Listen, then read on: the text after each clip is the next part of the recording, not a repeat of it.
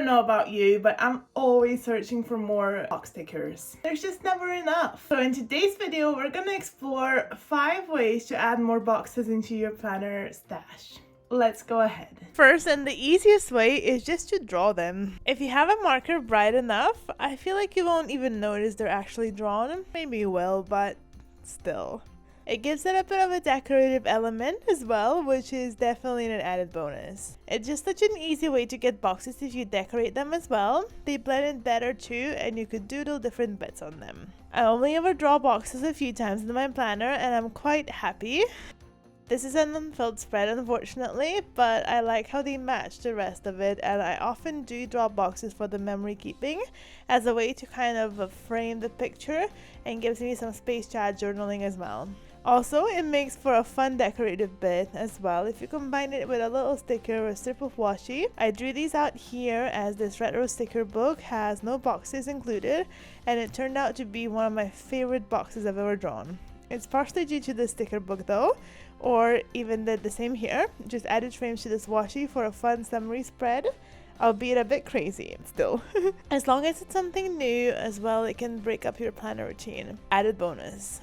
Second lowest effort way is just to make them if you have a printer handy and want a perfect box. I've seen that the Happy Planner box was around 1.5 on 2.5 inches, and I roughly translated that into centimeters as that's my European way of thinking. I made a template for my sticker shop when it was still open, just changed the colors to match my designs. You could make a template like that once and then just change the color to match your stickers. Just need to add the square and adjust its size to fit the Happy Planner box, and of course you don't have to be precise either.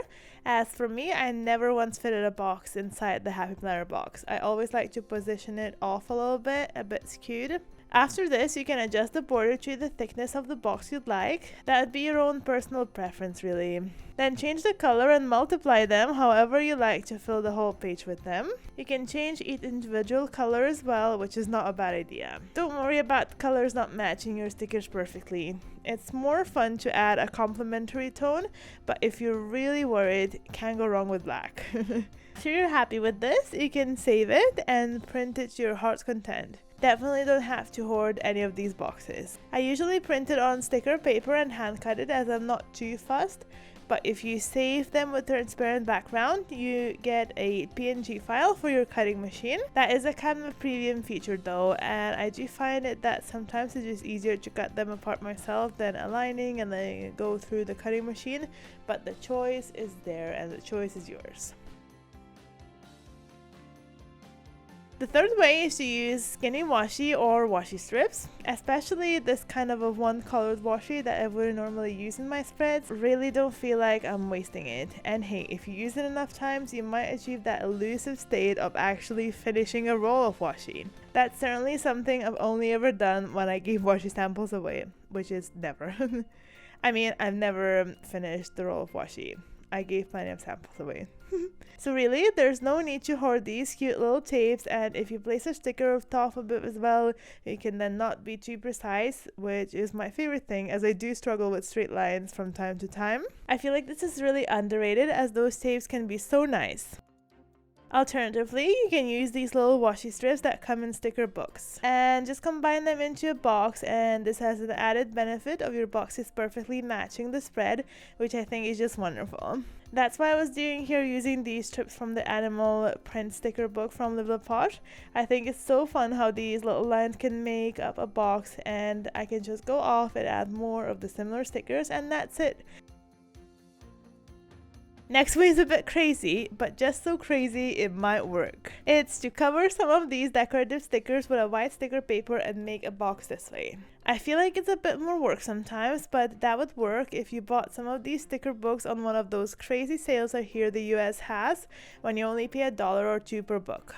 You might have grabbed a few of these, but then don't really like much of these decorative boxes. It happens to me sometimes. In this case, just so you don't completely waste it, you can turn them into boxes. I roughly measured out one and then just cut my sticker paper accordingly and just cut the rest according to that first one. This might take a bit of time, but then once you get a new sticker book, you can just do all of this in one go and then use it as the stickers you'd actually like and actually use.